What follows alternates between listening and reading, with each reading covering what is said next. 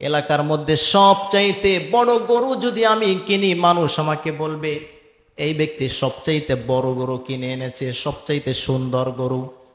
আল্লাহ বলছেন, তোমাদের অন্তরে যদি এমন কোনো বিষয় থাকে যে বিষয়ে মানুষ দেখানো হয়ে যায়, খালেস আল্লাহর জন্য হয় না, এমন কোন অবস্থাতে যদি কোরবানি করো, মনে রাখো তোমার সেই লক্ষ লক্ষ টাকা যে পশু ক্রয় করেছো কোরবানি করবার জন্যে, তোমার সেই পশু আল্লাহর দরবারে পৌঁছবে না, তার রক্ত পৌঁছাবে না, তার গোশত পৌঁছাবে না, তার সৌন্দর্য পৌঁছাবে না, বরঞ্চ তুমি কোন নিয়তে কোরবানি করলা আল্লাহর কাছে সেই নিয়তটাই পৌঁছবে।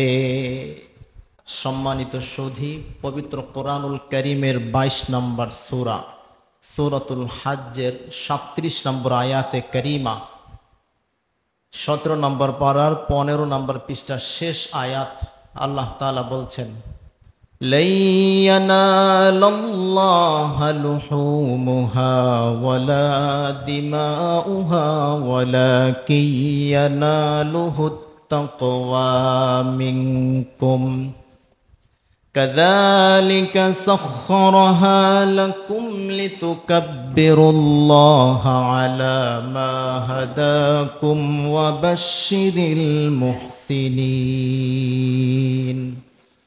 আল্লাহ রাব্বুল আলামিন বলেন, নিশ্চয়ই কোরবানির পশুর গোশত কিংবা রক্ত কোনো কিছুই আল্লাহর কাছে পৌঁছবে না, ওয়ালাকিন ইয়ানালুহুত তাকওয়া মিনকুম, তবে তোমাদের অন্তরে যে তাকওয়া আছে, আল্লাহর ডর আছে, আল্লাহর ভয় আছে।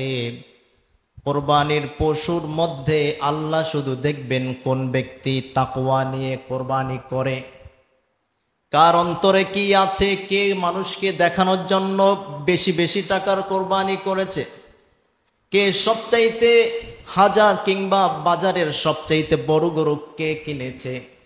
যদি কেউ মনে মনে করে যে আমি মানুষকে দেখানোর জন্য বড় সবচাইতে হাটের বড় গরু কিনলাম, মানুষ আমাকে বাহবাহা দিবে, এলাকার মধ্যে সবচাইতে বড় গরু যদি আমি কিনি, মানুষ আমাকে বলবে এই ব্যক্তি সবচাইতে বড় গরু কিনে এনেছে, সবচাইতে সুন্দর গরু। আল্লাহ বলছেন, তোমাদের অন্তরে যদি এমন কোনো বিষয় থাকে যে বিষয়ে মানুষ দেখানো হয়ে যায়, খালেস আল্লাহর জন্য হয় না, এমন কোন অবস্থাতে যদি কোরবানি করো, মনে রাখো তোমার সেই লক্ষ লক্ষ টাকা যে পশু ক্রয় করেছো কোরবানি করবার জন্যে, তোমার সেই পশু আল্লাহর দরবারে পৌঁছবে না, তার রক্ত পৌঁছাবে না, তার গোশত পৌঁছাবে না, তার সৌন্দর্য পৌঁছাবে না, বরঞ্চ তুমি কোন নিয়তে কোরবানি করলা আল্লাহর কাছে সেই নিয়তটাই পৌঁছবে। কাযালিকা সাখখারাহা লাকুম লিতুকাব্বিরুল্লাহা আলা মা হাদাকুম ওয়া বাশশিরিল মুহসিনিন। এরপরে আল্লাহ তাআলা বললেন, অনুরূপভাবে এই পশুগুলোকে আল্লাহ তোমাদের জন্য বশ করে দিয়েছেন, বশীভূত করে দিয়েছেন, তোমরা যা বলো তাই চলে, যেখানে রাখো সেখানে থাকে। অতএব তোমরা যেভাবে তাকে লালন পালন করো সেভাবেই পশু লালিত পালিত হয়। কেন আল্লাহ বশ করে দিলেন? আল্লাহ বলছেন, লিতুকাব্বিরুল্লাহা আলা মা হাদাকুম, আল্লাহ যে তোমাদেরকে সঠিক পথ দেখিয়েছেন, সঠিক রাস্তা দিয়েছেন, এই যে আমরা ইহদিনাস সিরাতুল মুস্তাকিমের পথে চলতে পারছি, এজন্য আল্লাহ বলছেন যাতে করে তোমরা আল্লাহর বরত্ব বর্ণনা করতে পারো, ঘোষণা করতে পারো যে আল্লাহ আমাদেরকে সঠিক পথ দেখিয়েছেন, ইসলামের পথে চালাচ্ছেন। এই জন্য অবাশশিরিল মুহসিনিন, অবশেষে আল্লাহ বলছেন, ওগো নবী, আপনি যারা মুহসিনিন, যারা নেক কর্ম করে, নেক কর্মশীল যারা, আপনি তাদেরকে জান্নাতের সুসংবাদ জানিয়ে দেন। কিসের সুসংবাদ? জান্নাতের সুসংবাদ। সঠিকভাবে যদি তোমরা কোরবানি করতে পারো, খালেস কার জন্য? আওয়াজ করে বলেন, কার জন্য?